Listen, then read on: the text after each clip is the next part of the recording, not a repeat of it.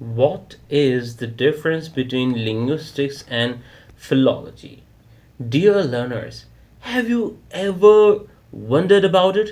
कि देखें, linguistics भी study of language है, philology भी study of language है, तो फिर आखिर इन दोनों में फ़र्क क्या है, इन दोनों में डिफरेंस क्या है? अगर आप नहीं जानते तो फिक्र नहीं करें, आज हम यही पढ़ने वाले हैं। ठीक है, तो हम जो है वो इन दोनों फील्ड्स का डिफरेंस तीन जो है ना वो एस्पेक्ट से देखेंगे। पहला हम इनके स्कोप और अप्रोच के एतबार से देखेंगे, उसके बाद हम इनके मेथोडोलॉजिकल फोकस के हिसाब से देखेंगे, एंड देन हम इनकी एप्लीकेशंस देखेंगे कि लिंग्विस्टिक्स की कहाँ पर एप्लीकेशंस हैं और फिलॉलॉजी की कहाँ पर एप्लीकेशंस है। तो चलें बिना किसी देर के हम शुरू करते हैं। लेकिन देखें दोस्तों, अगर ना आपको वीडियो पसंद आए तो लाइक ज़रूर कीजिएगा, और अगर चैनल पर नए हो तो प्लीज़ सब्सक्राइब कर दें, घंटी बजा दें, इससे हमें बहुत ज़्यादा हेल्प होती है। चलें जी,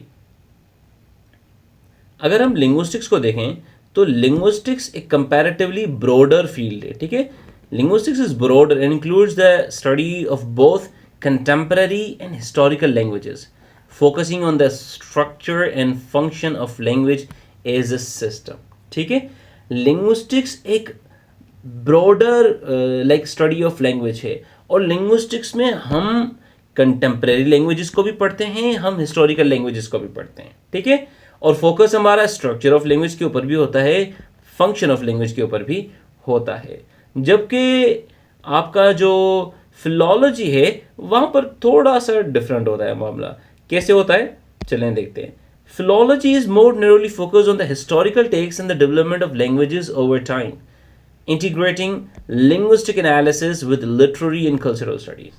ठीक है भाई, सबसे पहले तो आपका जो फिलोलॉजी है ना, उसने क्या करना है कि आपकी लिंग्विस्टिक एनालिसिस को, किसी भी लैंग्वेज को जब भी वो स्टडी करेंगे तो वो उसको लिटरेरी और कल्चरल स्टडी से मिक्स कर देंगे। ठीक है, दूसरा और सबसे इंपॉर्टेंट डिफरेंस वो ये कि फिलॉलॉजिस्ट जो होते हैं उनका फोकस हिस्टोरिकल टेक्स्ट के ऊपर होता है और डेवलपमेंट ऑफ लैंग्वेजेस के ऊपर होता है। मतलब कि वो इवोल्यूशन ऑफ लैंग्वेजेस पढ़ते हैं, वो कंटेम्पररी लैंग्वेजेस को नहीं पढ़ते। जबकि लिंग्विस्टिक्स हिस्टोरिकल लैंग्वेजेस को भी पढ़ते हैं, कंटेम्पररी लैंग्वेजेस को भी पढ़ते हैं।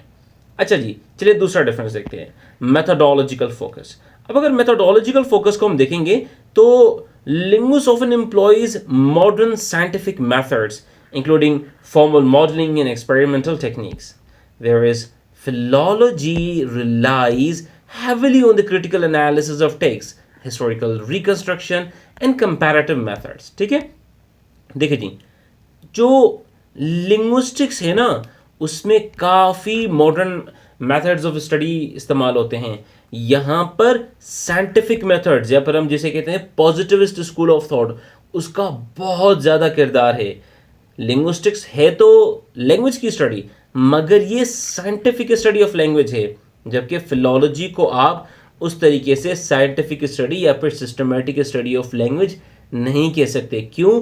क्योंकि ये उमूमी तौर पर क्रिटिकल एनालिसिस के ऊपर बेस करती है, या फिर इंटरप्रेटिव अप्रोचेस के ऊपर बेस करती है, हिस्टोरिकल रिकंस्ट्रक्शन को देखती है, और फिर कंपैरेटिव मेथड्स को देखती है, अगेन वही के हिस्ट्री में जाके लैंग्वेज को पढ़ती है। ठीक है, जबकि लिंग्विस्टिक्स ऐसा नहीं करती। लिंग्विस्टिक्स की एप्लीकेशंस बहुत ज़्यादा हैं। ठीक है, कौन सी एप्लीकेशंस, चलें थोड़ा इनके ऊपर भी हम रोशनी डालते हैं। सो linguistics has applications in the fields like artificial intelligence, language teaching, and cognitive science, whereas philology is more closely associated with cultural studies, literary analysis, and the preservation and interpretation of historical texts. ठीक है, जबकि आप फिलॉलॉजी में classical studies, literary analysis और सिर्फ historical text को किस तरीके से प्रिजर्व और इंटरप्रेट करना है, ये चीज़ें पढ़ते हैं। लिंग्विस्टिक्स का इन्फ्लुएंस इससे कई ज़्यादा होता है। जो कुछ भी आप फिलॉलॉजी में पढ़ते हैं वो आप लिंग्विस्टिक्स में लाजमी पढ़ते हैं। ठीक है, अगर आप एक हिस्टोरिकल लिंग्विस्ट हैं तो आप वही फिलॉलॉजी वाली सारी चीज़ें पढ़ लेंगे। लेकिन जो सबसे ज़्यादा इंपॉर्टेंट चीज़ है ना, वो है लिंग्विस्टिक्स की इंटरडिसिप्लिनरी अप्रोच। ठीक है भाई, क्योंकि लिंग्विस्टिक्स जो है ना उसने आर्टिफिशियल इंटेलिजेंस के साथ भी ओवरलैप करके आपको कंप्यूटेशनल लिंग्विस्टिक्स देनी है, वो लैंग्वेज टीचिंग के साथ भी ओवरलैप करेगी, वो कॉग्निटिव साइंस के साथ भी करेगी, वो सोशियोलॉजी के साथ, साइकोलॉजी के साथ, वो जेंडर स्टडीज़ के साथ आपको ओवरलैप करती हुई दिखाई देगी कई जगहों पर, ठीक है, जहाँ पर भी हम जेंडर्ड लैंग्वेजेस को स्टडी करते हैं। वो जनरल एजुकेशन में आपको अपना किरदार दिखाएगी, वो कंप्यूटेशनल स्टडीज़ में, नेचुरल लैंग्वेज प्रोसेसिंग में आपको अपना किरदार दिखाएगी, एंथ्रोपोलॉजिकल स्टडीज़ में लिंग्विस्टिक्स का किरदार है। तो लिंग्विस्टिक्स एक बहुत वाइड, एक बहुत ब्रॉड टर्म है। तो मेरे दोस्तों, इसीलिए आजकल मुश्किल से ही कोई यूनिवर्सिटी फिलोलॉजी प्रोवाइड करे उसमें स्टडीज़। मुझे नहीं लगता, मेरी नज़र में तो एटलीस्ट कोई भी ऐसी यूनिवर्सिटी नहीं है जो कि अब फिलोलॉजी में कोर्सेज प्रोवाइड कर रही हैं। अगर कोई ऐसी यूनिवर्सिटी है तो आप कमेंट सेक्शन में उसे ज़रूर मेंशन कर सकते हैं, हम सबकी रहनुमाई के लिए। आजकल जितने भी इंग्लिश के डिपार्टमेंट्स हैं या फिर सोशल साइंसेस के डिपार्टमेंट, सोशल साइंसेस की फैकल्टीज़ हैं या फिर लैंग्वेज से रिलेटेड जहाँ पर भी स्टडीज़ होती है, वहाँ पर लिंग्विस्टिक्स पढ़ाई जाती है, फिलोलॉजी नहीं पढ़ाई जाती। लेकिन अगर आप 20th सेंचुरी में होते तो फिर शायद आप लिंग्विस्टिक्स की जगह पर फिलोलॉजी पढ़ रहे होते, स्पेशली अगर आप अर्ली 20th सेंचुरी या फिर लेट 19th सेंचुरी में होते, जैसे कि एक बहुत फेमस जर्मन फिलोसोफर हैं फ्रेडरिक नीचे, वो भी दरअसल एक फिलोलॉजिस्ट ही थे। तो मिलते हैं आपसे दूसरी वीडियो में, जब तक देखते रहिए your language tutor. Thanks for watching.